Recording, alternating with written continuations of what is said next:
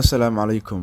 macquul ahaanshaha inay maalintaadu noqoto mid farxad ku dhammaata waxay ka dhigan tahay inaad diyaargarowday ka hor maalinta. dhammaadka maalinta ayaad faraxdaa maadaama aad soo qabatay ama aad gaartay dhammaan hadafyadii maalmeed. sidoo kale nafsadaada ayaad siisaa waqti iyo abaalmarin. waxaad ka wanaagsan tahay dadka ay ka wareersan tahay oo uu waqtigu ku yar yahay maadaama aysan diyaargaroobin. mar walba diiradda saar dhammaystirka qorshahaada. halkan ayaan kugula wadaagayaa 10 qodob oo aad maalintaada mid guul ku dhammaata uga dhigi lahayd insha allah.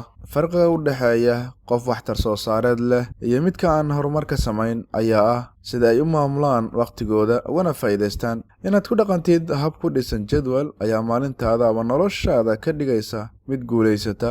sidoo kale moobilkaada gacanta ayaad ku xiran kartaa si aad u xasuusato jadwalkaada saacad walba. ogsoonow inaad dhammaadka maalintaada dib u egis ku samaysid waxyaabihii aad soo qabatay iyo bal farqiga u dhexeeya jadwalkaad degsatay. to-do list waa aalad ku fududaynaysa inaad si fudud u maamusho waqtigaada. si aad u noqoto guulaystaha waa inaad diyaarisaa liiska samaynta ama to-do listiga. inta badanna arrintan waxaa la sameeyaa inta aadan jiifan habeenkii. warqad yar iyo qalin soo qaado kuna qor waxyaabihii aad qaban lahayd berrito haddii aad la idmo. lambarka 3 waa soo toos xilli hore.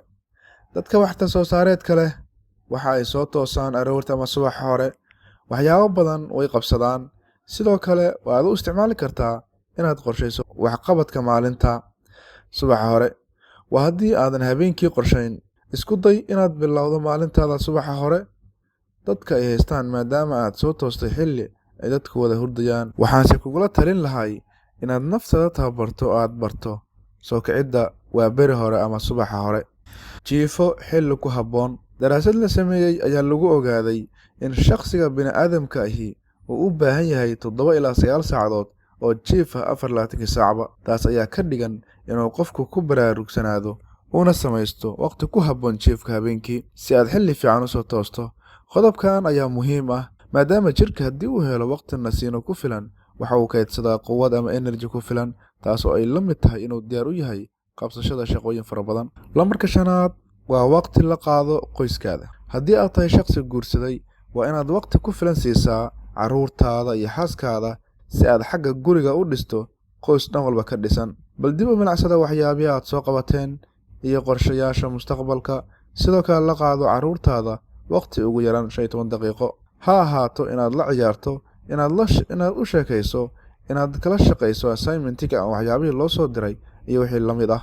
lambarka 6 waa quudi maskaxdaada. ka baaraandig oo sameey waxyaabo wanaagsan. waxaad akhrin kartaa buugaag ku dhiirigelinaysa. haddii aad tahay shakhsi inta badan shaqadiisu gaari ay tahayna waxaad dhegaysan kartaa buugaagta iyagoo maqal ah. akhriska buugaagta ayaa ku dhiirigelin doona kaana saacidi inaad fadhiga ka kacdo. laakiinse ogow waxa maskaxda lagu quudiyo waxa ugu wanaagsan waa akhrinta qur-aanka. maalin walba ugu yaraan akhri 1 juz. ajri xasanaad ayaad ka helaysaa. sidoo kale caadooyinkan samee subax hore ama dhammaadka maalinta habeenkii. lambarka 7 waa samee waxa aad jeceshahay. dad waxaa jira shaqooyin kala duwan haya laakiin aan shaqooyinka ku faraxsanayn aadna uga caajisan qabashadeeda. dadkaas ayaan talo siinayaa. hadda ka hor muuqaal hore aan kaga soo hadlay arrinta. haddii shaqada aad hayso aysan ahayn mid aad ku faraxsan tahay fadlan waqti ha isku lumin marka aad jadwalka dejisanayso. sidoo kale waxaad ku darsataa shaqada aad jeceshahay inaad qabato kuguna habboon. waxaad dareemi doontaa firfircooni iyo waxtar soo saare. lambarka 8 waa yaree isticmaalka burburiyaasha. yaree burburiyaasha waxaa ula jeedaa yaree isticmaalka social mediaha oo maanta inta badan dhalinyaradu ay ku mashquulsan tahay oo xitaa ay salaadu kaga tagayso asiga oo ku jira internet. waa nasiib darro weyn. waxaan maanta aragnaa inuusan jirin qof joogi kara internet la'aan maalin gudaheed. xitaa haddii uu jiro waa dhif. ma jiro maanta qof suuqa aadaya ee soo iibsanaya mobilka loo yaqaano Nokia. ee dadka dhami waxay soo wada iibsanayaan mobile internet lagu isticmaali karo. laakiin kolka aad yarayso oo aad xakamayso social media waxaad helaysaa nafis iyo waqti aad wax walba ku qabsan karto. taasna waa qodob ay fahmi karaan oo keliya dadka jadwalka la saaxiibka ah. maalintaada ka dhig mid waxtar leh. isku day yaraynta burburiyaasha kuna soco jadwal kugu hagi kara guul. isku day inaad waqtigaada qaadato adiga oo dareemaya inaad tahay qof xor ah kuna faraxsan waxa aad qabanaysid. La qaado familkaada waqti, taas oo abuuraysa xiriir adag. Ugu dambayntii, soo tos xilli hore, qorshey maalintaada si aad u qorshaysana u qabo shaqooyinka.